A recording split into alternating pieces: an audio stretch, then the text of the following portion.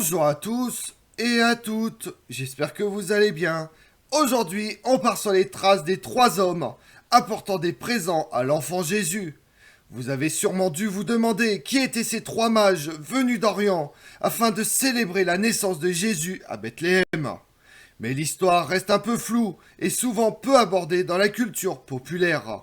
Or, il n'est pas rare que certains morceaux de leur histoire se soient estompés avec le temps. Ensemble, partons à la découverte des rois mages. La première question à se poser est d'où provient le récit des rois mages. Une chose est sûre, la première apparition de ces visiteurs d'Orient prend place dans un texte biblique. On trouve le récit de l'épiphanie dans l'évangile de Matthieu, qui évoque l'histoire de ces mages venus d'Orient, guidés par une étoile jusqu'à l'étable où Marie venait de donner naissance à Jésus. Dans le Nouveau Testament, il n'est nullement fait mention du prénom des mages, ni même de leur nombre. Ils entrent dans la maison, ils virent l'enfant avec Marie sa mère, et tombant à ses pieds, ils se prosternent devant lui. Ils ouvrent leur coffret et leur offrent leurs présents, de l'or, de l'encens et de la myrrhe.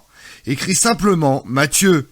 Si l'on associe aujourd'hui l'épiphanie à la galette des rois, l'histoire de cette fête et de ces 3 mystérieux symboles est beaucoup plus complexe qu'elle n'y paraît. Le récit des rois mages a cependant été repris et complété de nombreuses fois durant l'histoire, avec des auteurs tels que Tertullien ou encore Origène. Dans l'Antiquité, le terme mage désigne d'abord les membres d'une caste sacerdotale dans la religion perse, spécialisée dans l'astrologie et l'astronomie, 2 disciplines alors indissociablement liées, attestées dès le 5e siècle avant Jésus-Christ par Hérodote. Par la suite, le terme désigne plus généralement dans la culture antique des individus détenant des connaissances supérieures, astrologues ou interprètes des songes, mais aussi des magiciens et sorciers. Si la littérature biblique se montre critique à l'encontre des pratiques divinatoires, l'épisode mathéen présente néanmoins les mages, hommes sages venus du monde païen sous un jour plutôt favorable. Progressivement, différents récits apocryphes et légendes orientales contribuent à développer la forme narrative du passage mathéen ainsi qu'à affiner et fixer différents éléments de l'identité des mages. Pour les apocryphes, il s'agit de proto-évangiles de Jacques, du pseudo-Matthieu des évangiles de l'enfance dans leur forme arabe et araméenne. Cette dernière version développant considérablement le récit, les légendes orientales sont elles particulièrement développées dans le livre de Seth, la caverne des trésors, l'Apocalypse d'Adam ou encore le Testament d'Adam.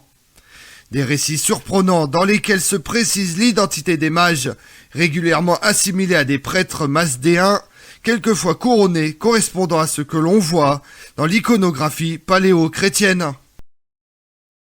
Bien que les versions de l'histoire puissent changer en fonction des textes de référence, nous nous baserons sur le récit de l'évangile selon Matthieu, qui est certainement le plus répandu. Les rois mages seraient venus d'Orient à la recherche du roi des Juifs. Il s'agit de Jésus-Christ, qui vient de naître 12 jours plus tôt. Ils auraient suivi son étoile et seraient rendus à Jérusalem.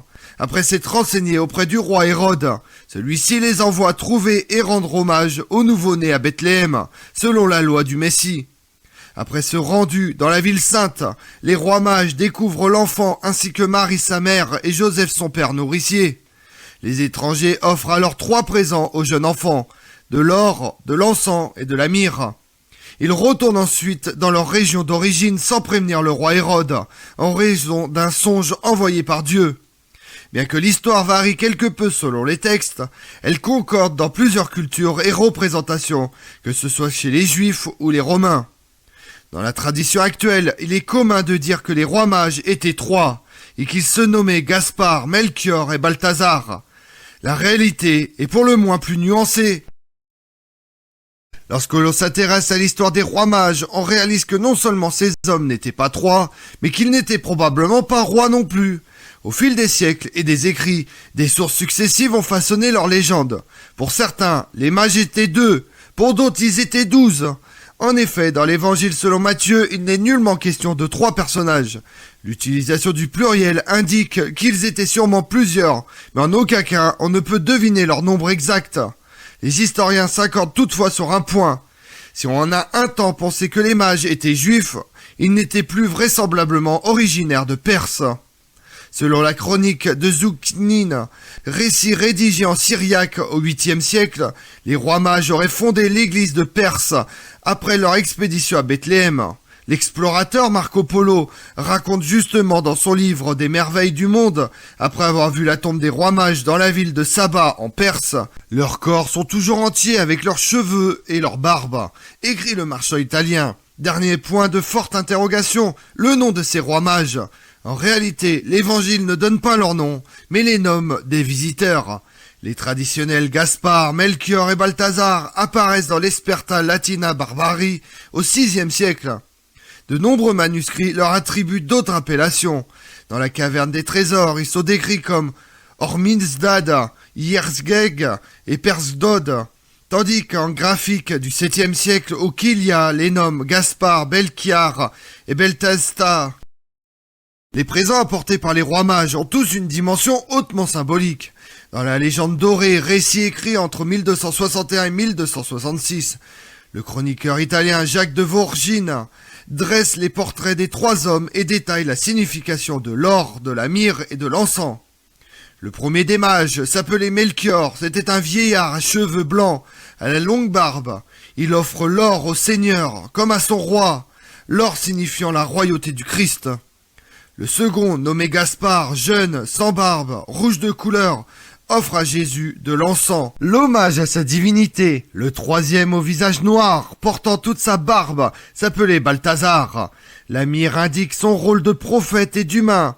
Une autre version du récit indique qu'il s'agissait d'un test de la part des rois mages pour déterminer le rôle de Jésus. L'enfant aura choisi les trois à la fois, à la grande surprise des visiteurs. Désormais, les rois mages font entièrement partie de la culture chrétienne et bien plus encore. La visite des rois mages est célébrée chaque année le 6 janvier, qui est aussi le jour de l'épiphanie. Il peut également s'agir de la fête du dimanche entre le 2 et le 8 janvier, pour les pays n'ayant pas de jours fériés attribués. La coutume veut que l'on se retrouve autour de la traditionnelle galette des rois, afin de savoir qui aura la fève, particulièrement appréciée des petits, mais aussi des grands. On retrouve la figure des rois mages dans de nombreuses œuvres.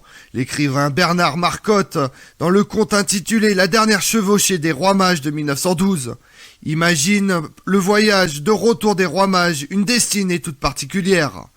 Les rois mages est une chanson du répertoire de Sheila datant de 1971. En 2001, Les rois mages, film de Bernard Campan et Didier Bourdon, reprend le thème des trois rois mages.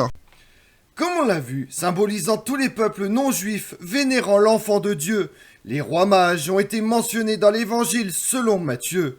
Mais les textes ne faisaient ni allusion à leur prénom ni à leur statut de roi. Ce n'est qu'au VIe siècle que la tradition leur a donné un prénom. Gaspard, Melchior et Balthazar.